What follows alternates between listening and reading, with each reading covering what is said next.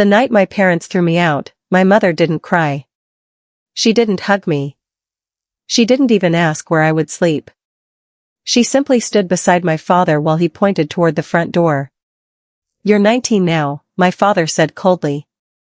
"If you think you're old enough to make your own decisions, then you're old enough to leave." I stared at him, barely understanding what was happening. On the floor beside me were 2 trash bags filled with my clothes. 2 bags.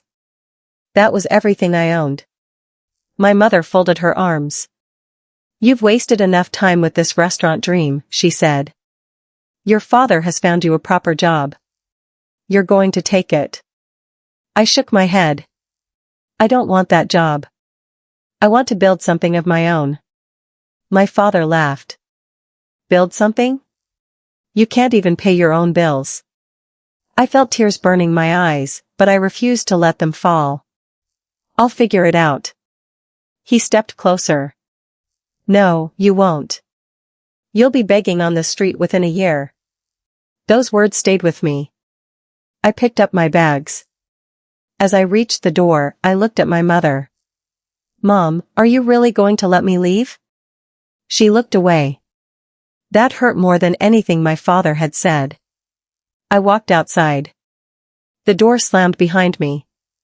I stood on the sidewalk with $43 in my wallet and no idea where I would sleep. That night, I rented the cheapest room I could find above a laundromat. The room smelled like detergent, the mattress was thin, and the walls were so weak I could hear every machine downstairs. I cried that night. Not because I was homeless. Because I couldn't understand how the people who raised me could abandon me so easily. The next morning, I got up. I found work at a small restaurant.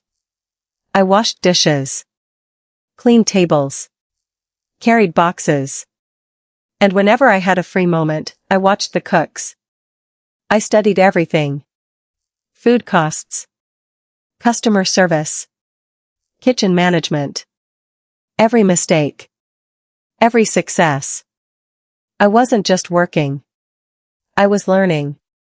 For the first time in my life, I understood something. If my parents wouldn't give me a future, I would build one myself. And I had no idea that the tiny dream they laughed at would eventually become 14 restaurants. But before that happened, I would have to survive the hardest years of my life. And one tiny kitchen would become the beginning of everything. For the next 3 years, I worked harder than I had ever worked in my life. While other people my age were going out with friends, I was counting inventory. While they were sleeping late on weekends, I was opening the restaurant before sunrise. I saved every dollar I could. I didn't buy expensive clothes. I didn't take vacations. I didn't even replace my old phone when the screen cracked. Every dollar had one purpose. My future. At 22, I finally had enough money to rent a tiny commercial kitchen. It wasn't impressive. There were 3 small tables, 1 old oven, and a refrigerator that made strange noises all night. But when I unlocked the door for the first time, I smiled. It was mine. I named it the corner table. On opening day, I stood behind the counter, nervous and excited. Then the first hour passed. Nobody came. The second hour passed. Still nothing. By lunchtime, only 3 customers had entered. I went into the kitchen and nearly cried. Then I remembered my father's voice. "You'll be begging on the street." I wiped my eyes. "No," I whispered. "Not today." I kept going. I improved the menu. I talked to every customer. I asked what they liked. I asked what they didn't like. Slowly, people started returning. Then one afternoon, a local food blogger walked in. She ordered one of my signature dishes. The next morning, she published a review. Small restaurant. Incredible food. The owner treats every customer like family. That single review changed everything. Within weeks, there were lines outside my restaurant. I hired 2 employees. Then 4. Then 8. But success didn't come easily. One morning, the refrigerator broke. Thousands of dollars of food were ruined. I couldn't afford a new one. I sat on the kitchen floor staring at everything I had lost. For a few minutes, I wanted to quit. Then I stood up. I called suppliers. Negotiated payment plans. Borrowed equipment. Worked double shifts. 3 weeks later, the corner table was running again. That experience taught me something I never forgot.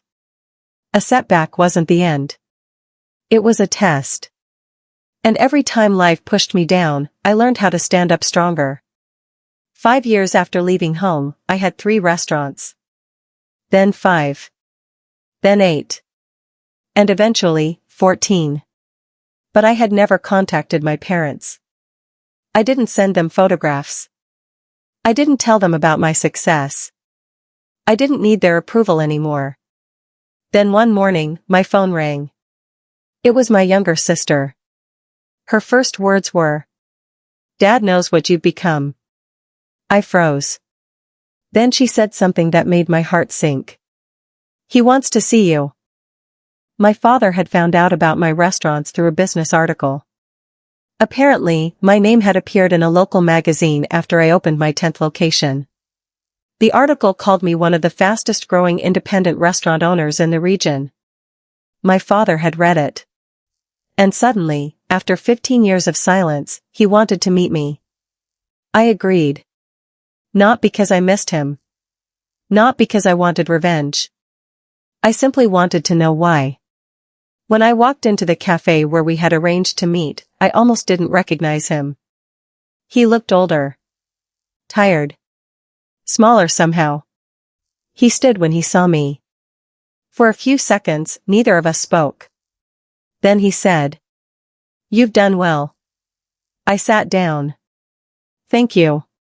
He looked uncomfortable. "I always knew you were ambitious." I almost laughed. "That's not what you told me." His eyes dropped. I was angry. "You told me I'd be begging on the street." He didn't answer. Then he finally said, "I was wrong." Those 3 words should have made me happy. Instead, they made me sad. Because I realized I had spent 15 years imagining this moment. And now that it was here, it didn't feel like victory. Then I discovered the real reason for the meeting. My father's business was failing. He had debts. Employees were leaving. And he needed money. He looked at me. "Your family." I stared at him. "Family?" He nodded. "I wouldn't ask anyone else." I remembered the night I had stood outside our house with 2 trash bags. I remembered asking my mother for help. I remembered my father's voice. "You'll be begging on the street." And now he was asking me for help. I could have written him a check. It would have been easy. But I didn't want to repeat the same mistake he had made. So I offered him something different. "I'll help you," I said. His expression changed. "Really?" "Yes. But I'm not giving you money." He looked confused. "I'll buy the business." His face went pale. "You want to buy my company?" "Yes." "With your money?" I looked directly into his eyes. "With the money I earned after you told me I would fail." The room went completely silent. But I wasn't finished. I had one more condition. I would keep every employee. I would rebuild the company. And I would give him a chance to work under the new management. Not as the man who controlled me, but as someone who finally had to watch me succeed. My father slowly nodded. For the first time in 15 years, I saw regret in his eyes. But the real test was still coming. Because forgiving someone who hurt you is easy to talk about. Actually letting go of the pain is much harder. I bought my father's failing business. But I didn't destroy it. I rebuilt it. I kept the employees. I improved their wages. I created better schedules. And I brought the same principles into that company that had helped my 14 restaurants succeed. Treat people with respect. Listen before judging. And never make someone feel worthless simply because they're struggling. Months later, my father visited one of my restaurants. He stood near the kitchen and watched the employees working. A young waitress laughed with one of the cooks. Customers filled the tables. The restaurant was alive. My father looked around. "You really built all this?" I nodded. "Yes." He was quiet for a moment. Then he asked, "Do you hate me?" I looked at him. For years, I had imagined saying yes. But I didn't. "No." He looked surprised. "Why?" "Because if I hate you, then you're still controlling part of my life." He lowered his head. I continued. "You told me I would fail. You threw me out. You thought you were ending my future." I paused. "But you didn't." He looked at me. "You forced me to create my own." His eyes became wet. "I wish I could go back." "So do I said. "But we can't." That was the truth. I couldn't change the 19-year-old girl standing outside that house with $43. I couldn't erase the nights she cried alone. I couldn't give her the childhood she deserved. But I could honor her. By becoming the woman she had always hoped to be. Today, 15 years after that night, I own 14 restaurants. But when people ask me about my success, I don't tell them about the money. I tell them about the night I was thrown out. Because that was the moment my life truly began. My parents thought they were teaching me a lesson. Instead, they gave me freedom. They thought I would come crawling back. Instead, I built something they could never have imagined. And perhaps that was the greatest revenge of all. I didn't destroy them. I didn't humiliate them. I didn't spend my life trying to make them regret what they did. I simply became successful without them. And eventually, I realized something even more powerful. You don't have to prove your worth to the people who rejected you. You only have to prove it to yourself. Sometimes the people who tell you that you can't make it become the very reason you discover that you can. So if someone has ever told you that you're not good enough, don't let their words become your future. Let them become fuel. Because the best revenge isn't watching someone else lose. It's waking up one day and realizing the life they said you could never build is now the life you wake up to every morning. And that 19-year-old girl with $43? She never begged on the street. She built 14 restaurants instead. And she never looked back.